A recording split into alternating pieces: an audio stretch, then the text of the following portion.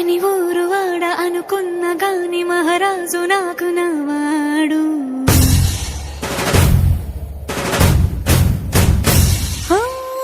మాట పెడుసైనా మనసులో వెన్న రాయిలా ఉన్నవాడిలోన దేవుడెవరికి తెలుసును